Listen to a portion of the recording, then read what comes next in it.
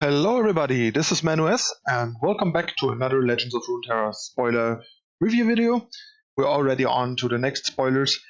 This time it's going to be the Piltover and Zaun spoilers. So before we dive right in, you know the drill, hit the subscribe button down below. And now off to today's sponsor. Alright, time to talk about the Piltover and Zaun spoilers. So first off we have Patrol Wardens. It's a 3-cost 4/3, nothing special there. But when I'm drawn, I cost 1 less this round. So basically, if you draw it on the first 2 turns, you can actually play it as a 2-drop. It's basically kind of like some treasure with a different downside.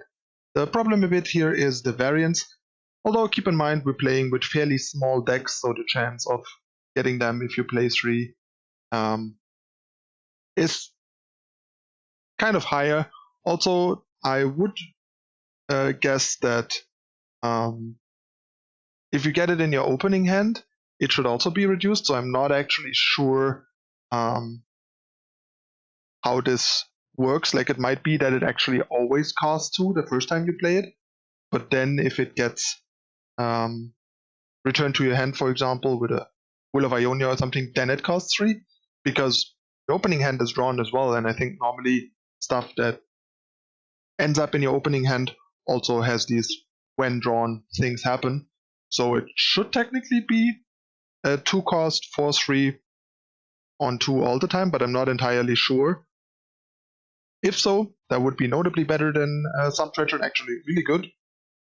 Pretty sweet, since the downside of it being like a 3-cost unit, once it gets returned to your hand or in play, is even more of an upside than a downside, really, since stuff that cost checks, it has some potential benefits there and stuff like that. So yeah, might be actually a pretty good card. Depends a bit on whether or not the opening hand thing works. But I would guess it should, which makes this card pretty neat. But we'll see how it plays out in reality. It's a bit unfortunate that sometimes in this game the rules aren't like entirely clear and we don't always know exactly how some cards function until we see them in play. Makes it harder for like preview reviews like this. But oh well. If you have any definitive information, let me know in the comments. My guess right now would be that it's also cost reduced in your opening hand because your opening hand is also drawn, so technically it should be cost reduced any way that you get it in your hand, other than like it being created in your hand or being returned to your hand. Next we have Veteran Investigator. It's a 2-cost 3/2 that when it's summoned, all players draw 1 card. So yeah, not the biggest fan of this card, I think.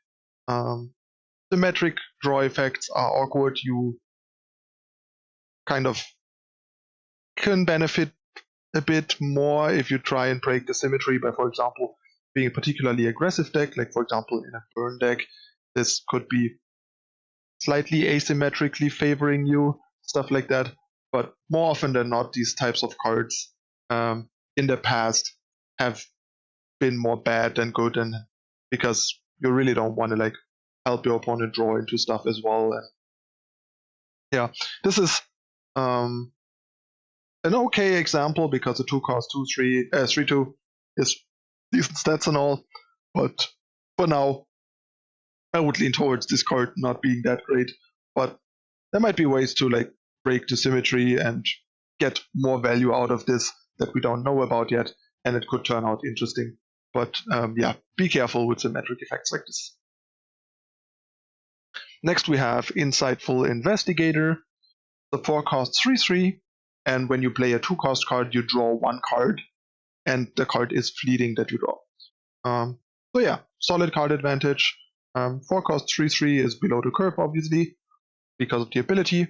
But then if you, for example, play this on 4 and Mystic Shot something, you draw a card. The problem in that scenario is obviously the card you draw is fleeting, so you most likely won't be able to play it. So these common scenarios of like playing the card and getting immediate value don't really apply here, so it needs to survive for a turn. Honestly, the card seems a bit clunky and fragile and too situational. Like this is kind of worse than something like Von Yip, which already has struggled to like find room, for example. So For now, my guess would be the card is kind of cute, but not very good. Next we have Gotcha. Another card, when drawn, costs 2 less this round. So it's only cheaper when it's drawn. Wait a second, let me check. Did I miss this round on the first one? Oh yeah, it's only this round. Yeah, sorry about that. I completely got caught up on the first part and forgot the this round part. So yeah, you in fact have to draw it exactly on the turn you play it. Otherwise, this 3 costs 4/3, making this card not that great, because I think every time you're not playing it as a turn 2 4/3, it's actually a pretty bad card. Like, sure, a turn 3 2 cost 4/3 is still decent and all, but every time you have it in your opening hand or you draw it on turn 1, it's really bad. And if you draw it on a turn later where you don't actually want to play it or can't afford to play it because you need to play something else, it becomes pretty bad, since the 3 cost 4/3 is just pretty weakly constructed. So doesn't seem too hot. Sorry about that mix up. Gotcha just kind of made me wonder if I forgot about that. And I did. So yeah, Gotcha, same thing. Basically a sort of like the old Black Spear before the nerf, but with a more narrow condition. That means you only have like a very small window, like a one-time chance to play it for 2 mana, deal 3. And otherwise, it's actually like worse than the current Black Spear because it costs 4. But it has the upside of otherwise being super flexible, in that you can cast it at any time you want, as long as you have the mana. It's only restricted by its mana cost, not by this kind of sometimes tricky to accomplish condition that Black Spear had. So I would say it's at least on par with like the nerf Black Spear, I would say, or slightly better than the nerf Black Spear, but probably a bit worse than the pre-nerf Black Spear, which puts it in a fine spot, but not in like a good spot, I think. But it's another spell that can target, so it's interesting for Ezreal decks, for example, and who knows what else it might be interesting for. So it's definitely a decent card, not great though. And then we are on to the new champion, Vi.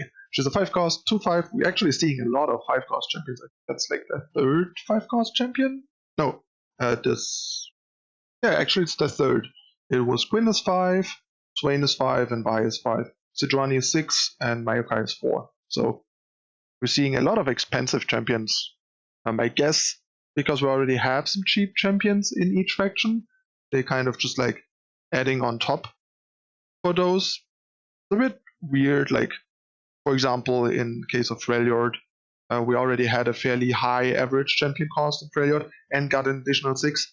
So yeah, wonder why we're getting so many like sort of clunky champions. But we'll see how it plays. Anyway, she's a 2/5 tough challenger, which is pretty nice and kind of unexpected for Piltover and Zaun, I would say. It's not a region you would expect challenge to be in much. Sure, we have flame droppers, but in general, it's not something that I would have associated with Piltover and Zaun. But that once again makes it clear that challenge is not particularly region specific. Like every region can have access to it, some more than others, like Demacia, obviously. Anyway, while I'm in play or in hand, grant me +1/+0 when you play another card. Maximum of +8/+0, so a 10/5. And when I strike for 10 or more, she levels up. So you need to hit for 10 total, so you can either buff her temporarily with combat tricks or just get her to like a 10/5. And then she levels and turns into a 10/6, which is a bit odd here, since I guess she doesn't get attack unless you sort of fast level her by buffing her with a combat trick, which is I guess why they didn't give her the usual like +1/+1, just gave her +1 health and locked in her 10 attack even if you only achieved it temporarily, which seems fair. And I mean, a 5-cost 10/6 tough is pretty beast, especially with challenge, because you can also like challenge anything. And when I strike a unit while attacking, deal 5 to the enemy nexus, which is also a lot of damage, so she kind of punches through, which is a neat flavor take. Pretty cool artwork too. yeah, seems like a pretty solid and interesting champion. Challenge is very good, tough is very good. He has really powerful stats. She applies a lot of pressure. All in all, seems like quite a quality champion. Obviously, there's no deck right now that she would make sense in, but I'm sure she is the kind of champion that would spawn a potentially new type of Piltover and Zaun deck, because she seems pretty good to me. And now let's take a look at her spell finally. It's a burst spell that obviously helps her level. Vault Breaker, give an ally +2/+0 this round, which is not that much for 3 mana, it's like kind of a poor rate, but you create a fleeting Vault Breaker in hand that you can either use for stuff like Rummage, Get Excited and stuff like that, or just keep reusing to buff multiple units. Like if you have 12 mana in the late game, you can just play 4 Vault Breakers to like finish off an opponent or kill some of the units with your smaller units and stuff like that. There are a couple of nice applications for this, but it's a pretty mediocre card. I don't think the card will see a lot of play outside of just Vi herself. While it has some applications, like I mentioned, with Rummage, the rate is pretty poor and it seems pretty situational, so seems on the weak side. Once again, Piltover and Zaun, at least at face value, a lot of the things we've seen so far, like at least unit-wise, seems pretty weak. Then again, Piltover and Zaun is a spell region that has good spells, and the units are historically not that great. And I think that's a trend that for now seems to continue. So we'll see what else we get for Piltover and Zaun, and how all the new things will mix and match.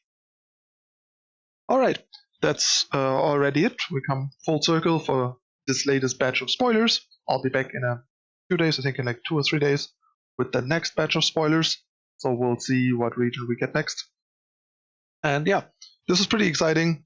Really interesting new cards, and obviously there's still the reveal waiting what the new region will be, and a lot of new cards from that region and mechanics and stuff, which will be the most exciting part, which is probably why they'll save it for last before the release finally happens in less than 2 weeks. So yeah, let me know in the comments what you guys think, and of course make sure to hit the like and subscribe button to not miss out on future content, and share with your friends. And of course, if you're not aware, I usually stream Monday through Friday live on Twitch. You can find all the info in the description down below. I usually start my stream with streaming Eternal, and then after a while transition into Runeterra to jam some Runeterra. So come and catch me live stream over there if you haven't yet. And that's it again for this time. I'm your host ManuS. Thank you for watching, and I'll see you next time. Bye.